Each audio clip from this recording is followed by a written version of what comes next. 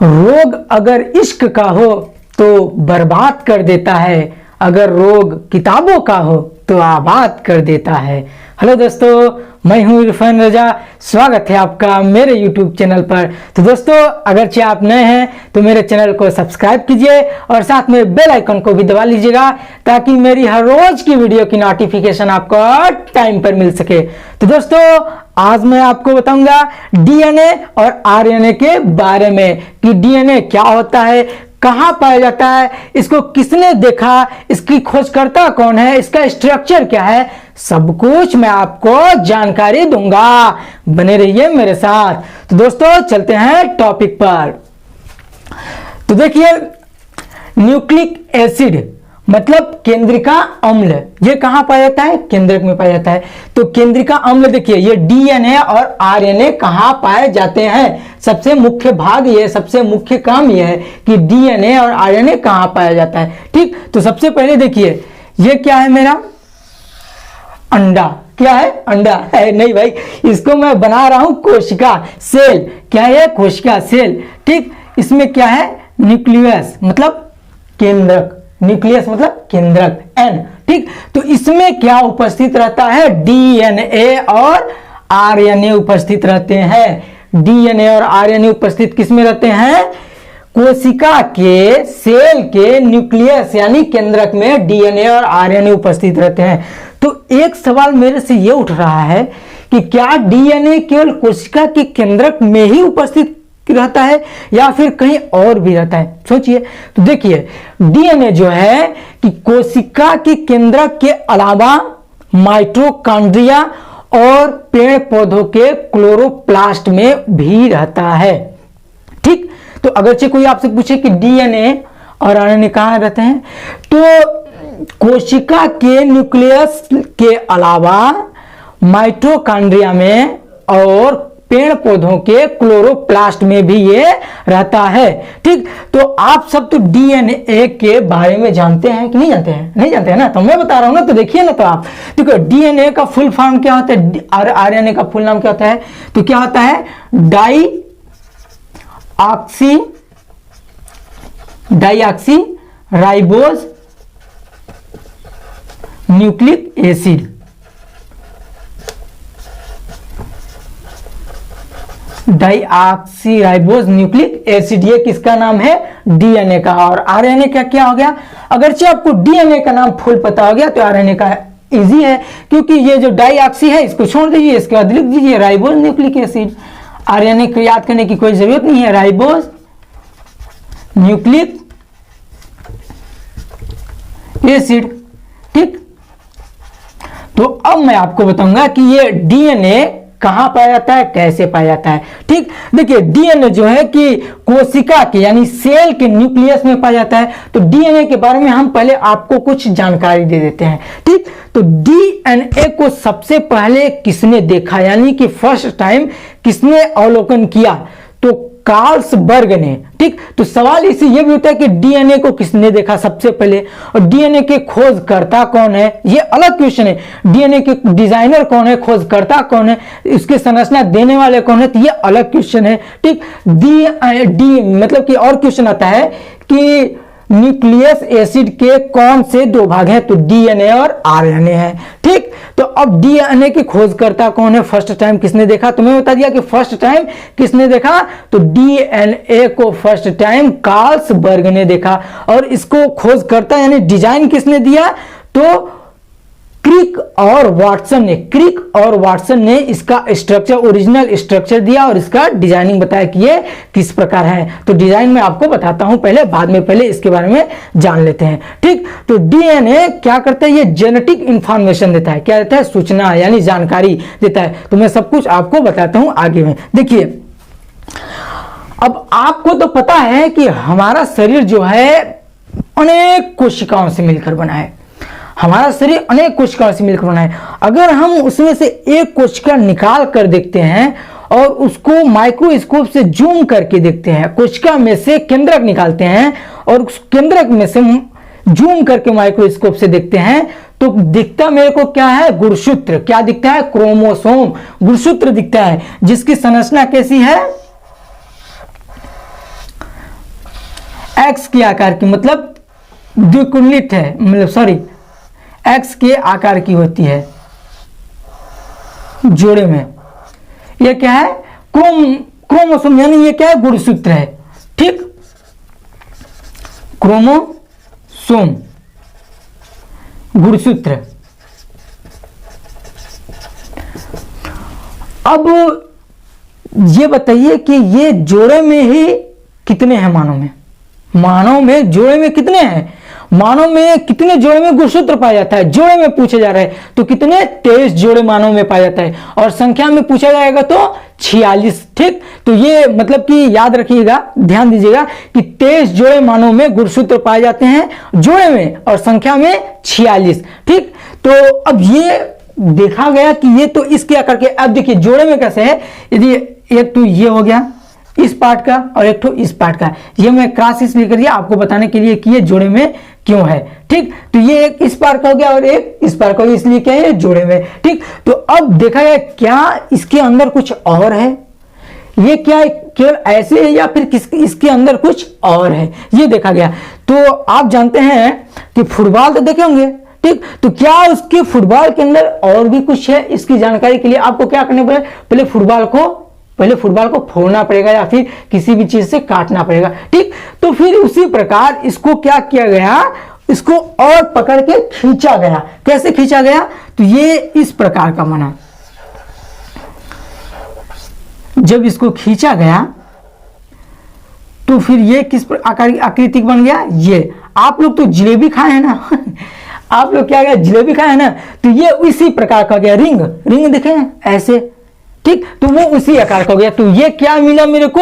DNA. इसका नाम क्या दिया गया?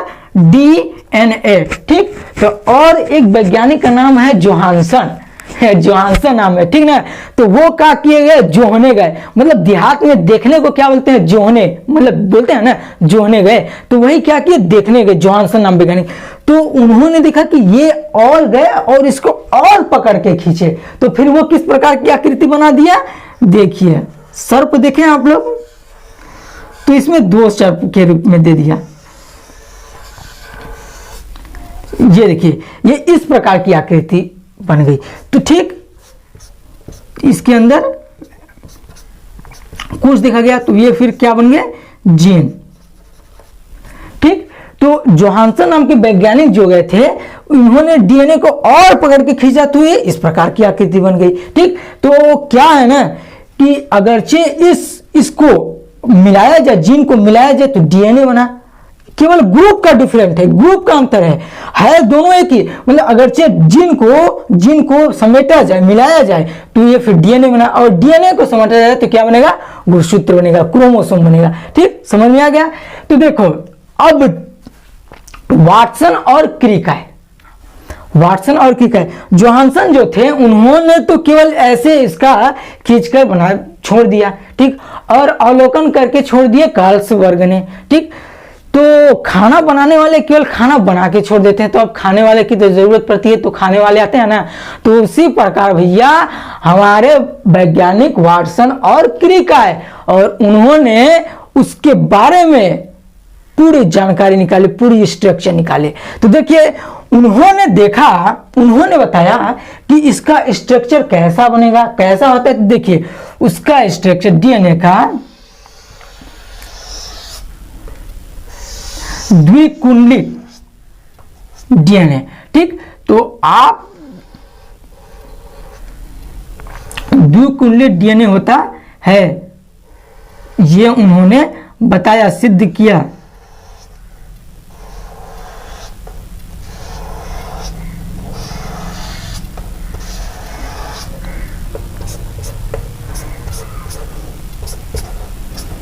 ये वाटसन और क्रिक ने बताया कि द्विकुंडली यानी धागे नुमा रचना होती है। धागे नुमा, 2 धागे नुमा रचना ये आई है ना, उन्होंने बताया द्विकुंडलित रचना होती है वाटसन और क्रिक ने। तो इसे क्या बोलते हैं? न्यूक्लियोटाइड।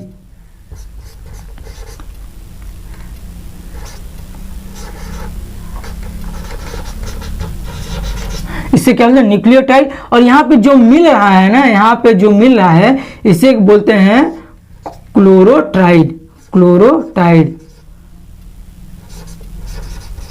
न्यूक्लियोटाइड इसे बोलते हैं। और इसका यहाँ से लेकर यहाँ तक की कितना है, लंबाई कितनी है, 34 एंगस्ट्रॉन है। ठीक, तो ये चीज मतलब जानकारी आपको रखना जरूरी है। तो आप बताइए कि डीएनए की रचना कैसी की, द्विकुंडलित, और ये और इसने की इसको किसने बनाया, रचना किसने दिया, संरचना किसने दिया, इसका स्ट्रक्चर सब कुछ किसने दिया, तो वाटसन और क्रिक ने दिया। तो डीएनए क्या काम करता है, जेनेटिक इंफॉर्मेशन का काम करता है। अब जेनेटिक इंफॉर्मेशन बहुत लोग नहीं जानते होंगे क्या होता है, मतलब कि सूचना देता है कि अगरचे किसी मां के पेट में बच्चा पल रहा है तो उस बच्चे के 2 आंख होने चाहिए, इसकी जानकारी कौन देता है, डीएनए देता है। उस बच्चे के 5 उंगली होने चाहिए, इसकी जानकारी कौन देता है, डीएनए देता है। उस बच्चे का बाल यहां होने चाहिए, इसकी जानकारी कौन देता है, डीएनए देता है। मतलब कि बच्चा जो पल रहा है उसके बॉडी किस प्रकार बनेंगे, कैसे बनेंगे, उसकी जानकारी देने का काम करता है जेनेटिक इंफॉर्मेशन कौन देता है, डीएनए देता है। अगर कहीं डीएनए को गलत इंफॉर्मेशन मिल गया तो ये क्या करता है जानते हैं, कभी आप देखे होंगे किसी के 3 आंख, किसी के 6 उंगली, कोई लूंगा ऐसा होता है ना, तो ये डीएनए के गलत इंफॉर्मेशन के कारण होता है। ठीक, तो और बच्चा जो पैदा होता है 99% पिता के गुणसूत्र पर होता है, मतलब कि पिता के रूप में होता है। 99% गुणसूत्र पिता के गुणसूत्र से मैच करता है पुत्र, मतलब 1% केवल चेहरे का ही मैच नहीं करता है, 1% गुणसूत्र। बाकी सब, बाप का अगरचे 5 उंगली है तो बेटे का भी 5 उंगली होगा।